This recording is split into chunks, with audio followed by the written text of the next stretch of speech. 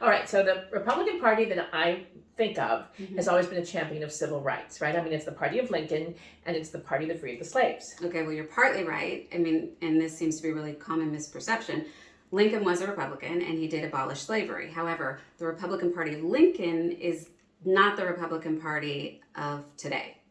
Just like today's Republican Party isn't the Republican Party of Bush or Reagan or Ford or Nixon.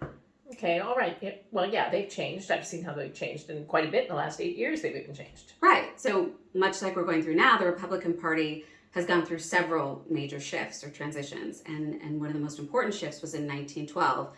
And that's when basically the fairly liberal party that it was took a hard right turn. And FDR, in his Democratic Party, which was the dominant party at the time, solidified its more liberal and progressive role. And then in 1965, unhappy with all the gains of the civil rights movement and discontented with the desegregationist movement, that's when white Southerners flocked to the Republican Party in droves. And that's what fundamentally changed the core demographic and ideology of the party.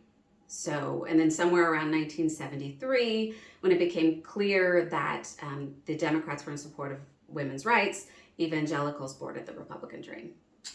So that's like the Southern Dixiecrats, I think, right? That's what they were called. Yeah, and that was part of the Southern strategy. Oh, yeah. So the Southern strategy was an electoral game plan created by the Republican Party and then utilized by Goldwater and Nixon to basically appeal to the racist tendencies of Southerners at the time. It was designed to use racist rhetoric, fear tactics, and existing grievances to lure conservatives to the supposed safety of the Republican Party. And that's also what drove blacks away from the Republican Party into the Democratic Party.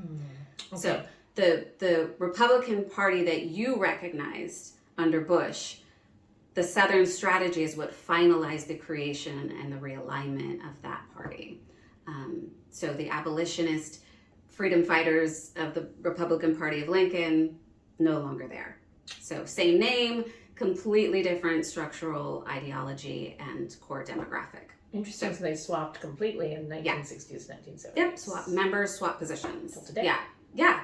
And it's not unlike how today's Harlem has an entirely different demographic than if you look at 1940s Harlem, or how the word bully used to mean sweetheart or darling. Oh, yeah, same word, completely different meaning now. Okay, all right.